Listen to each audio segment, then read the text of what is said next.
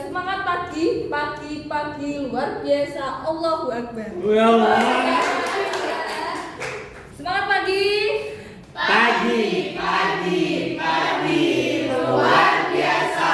Allahu Akbar. Yes.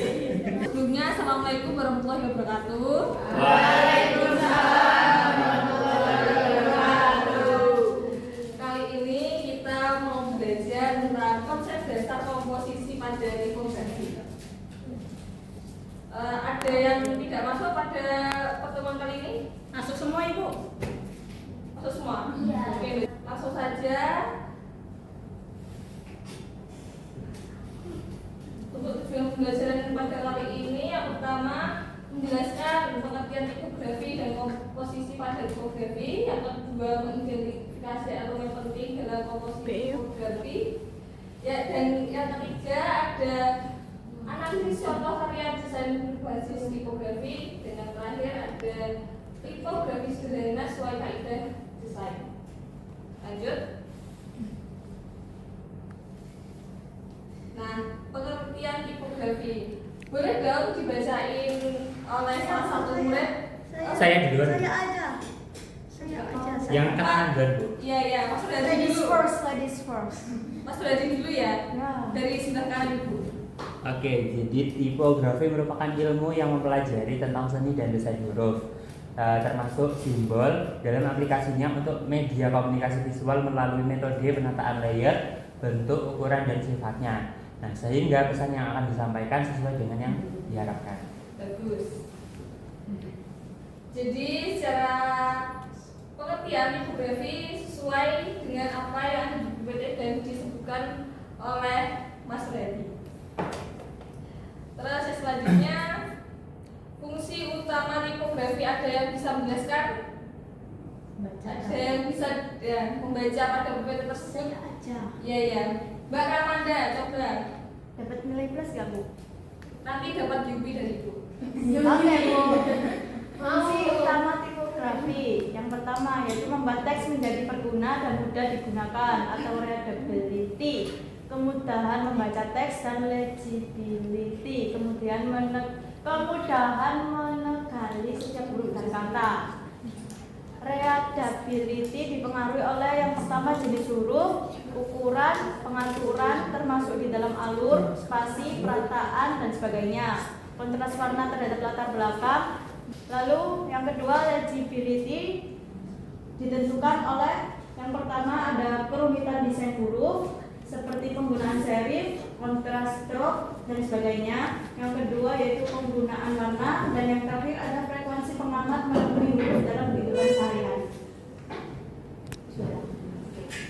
Jadi, ability dipengaruhi oleh jenis huruf, ukuran, pengaturan, dan kontras warna.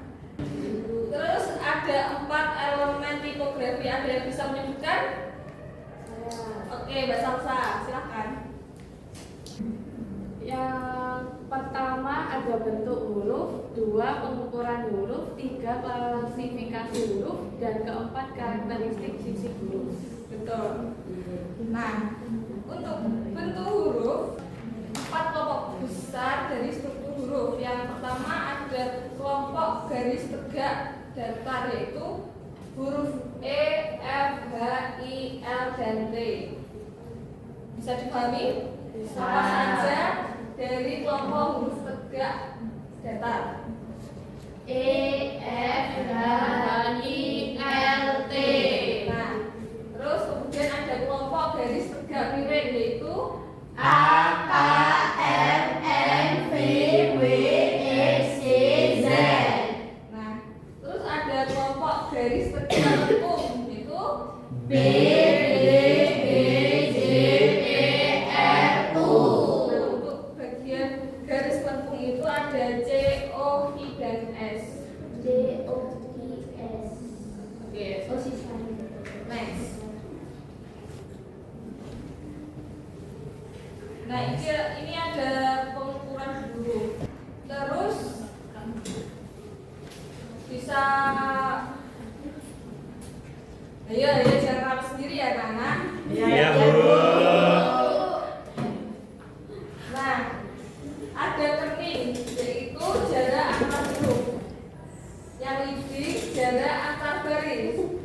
Word spacing adalah jarak antar kata. Jarak antar baris apa bagian? Yang jarak antar baris? Saya, Didi. Ya. Kalau jarak antar huruf, Mas Rohadi? Kerning. Ya. Kalau jarak antar kata, Mbak Putri?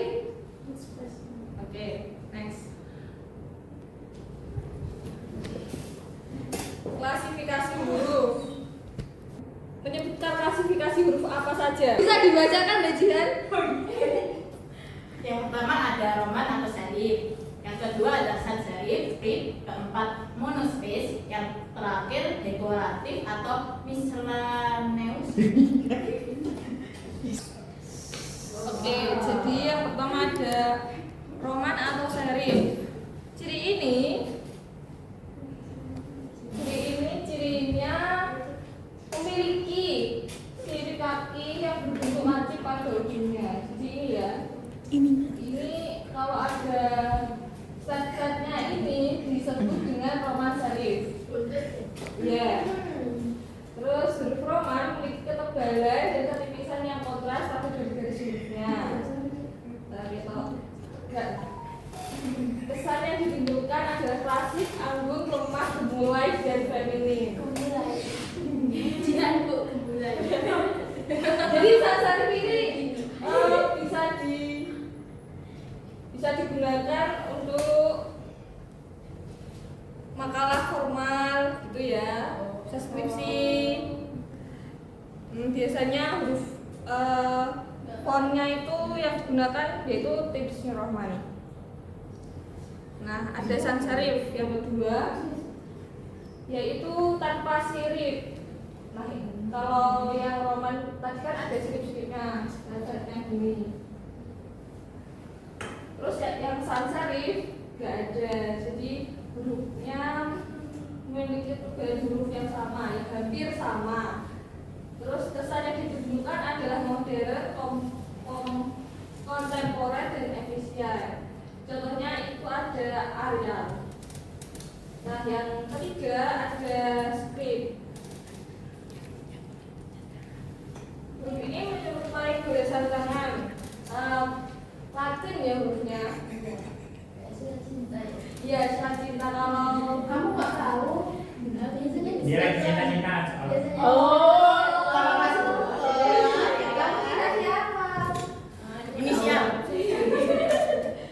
Nah, terus biasanya kalau kalian semua males tulis latih di tangan bisa buat menggunakan font script ini. Kesan yang didahulukan adalah sifat pribadi atau akrab ya. Biasanya untuk menulis surat cinta, surat yang enggak formal. Ada karakteristik fisik huruf. Ada yang bisa menjelaskan? Jihan Bu. Bajian lagi? Ya. Monggo bajian. Bisa dibaca. Tapi Ada nakal. apa saja karakteristik fisik pada huruf?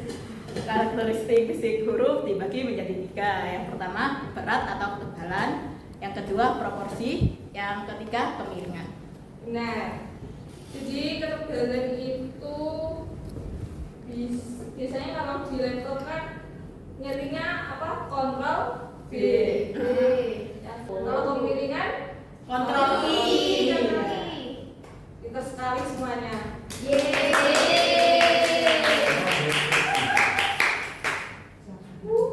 Nah, selanjutnya ada prinsip dasar dalam perancangan tipografi. Ada yang bisa membacakan pada PPT tersebut? Ibu. Mbak Dian. Loh, Proses perancangan dengan menggunakan huruf merupakan tahapan yang paling menentukan dalam tipografi. Ada 5 prinsip dasar dalam perancangan tipografi, yaitu yang pertama sintaksis tipografi, yang kedua persepsi visual, yang ketiga focal point, ketiga grid system, dan yang keempat alignment. Oke. Kurang satu ya Bu? Enggak ya? kamu bilang kerjanya 2 kali. Persepsi visual adalah kunci untuk memahami memiliki tendensi mata dalam melihat sebuah pola visual. Nah, ini contohnya ada similarity, yaitu arah dan depan. Pada Google ya, ini ada kotak persegi biasa, tapi posisinya itu ada yang miring, ada yang tegak, itu yang disebut similarity.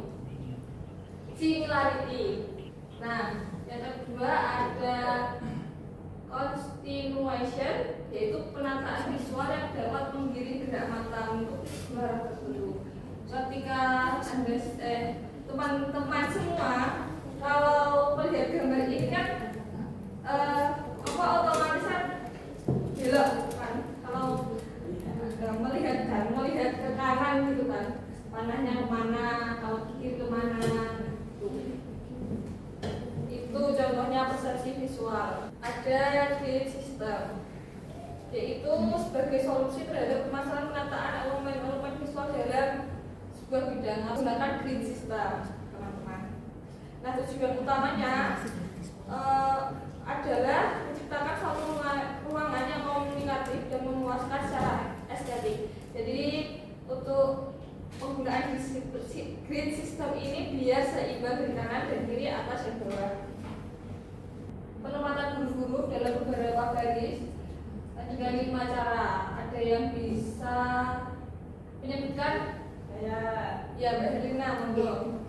Rata kiri itu flash left, yang rata kanan flash right, rata kiri kanan justify, rata tengah center, asimetris random. Oke, terima kasih atas jawabannya. Ya. Ini ada contoh tipografi. Ini kan tulisan tapi berbentuk gambar. Ini ada tugas. Nah, bisa dibaca. Itu ya. Buat apa lembar kertas yang mengisikan gambaran tipografi dan jelaskan makna dari tulisan tersebut. Kerjakan secara individu cukup memahami Google Classroom dan pertemuan depan, presentaskan di depan.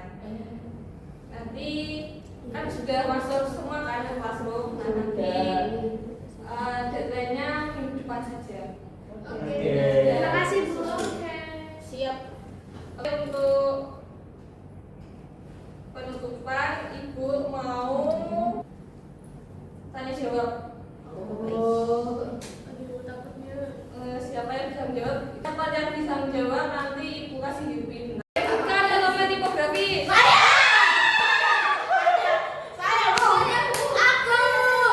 Baridi. Yang pertama ada bentuk huruf. Maju. Terus pengukuran huruf. Bu, pindah. Biasanya sama karakteristik fisik huruf. Sebutkan kelompok garis lengkung. Fatijah. Garis lengkung itu ada J, I, sama apa lagi? Kurang satu, Bu. Kurang. Salah satu kurang 2. CO-nya tapi kurang 2.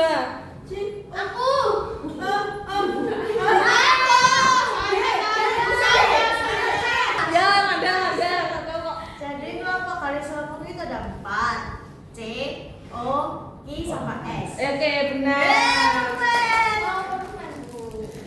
Ini kasih ke Mbak siapa 2 itu?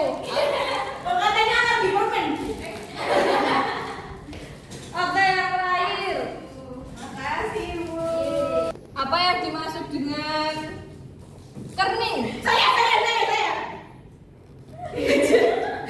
Ayo, apa yang dimaksud dengan kerning? Jarak antar karakter huruf kan? Oke, benar. Oke. Sekian dari pelajaran Ibu hari ini, bisa ditutup dengan doa. Ketua kelasnya? Ya. Oke. Dipimpin doa Mbak Ramanda. Sebelum kita pulang, marilah kita berdoa menurut agama dan kepercayaan masing-masing. Berdoa mulai. Amin.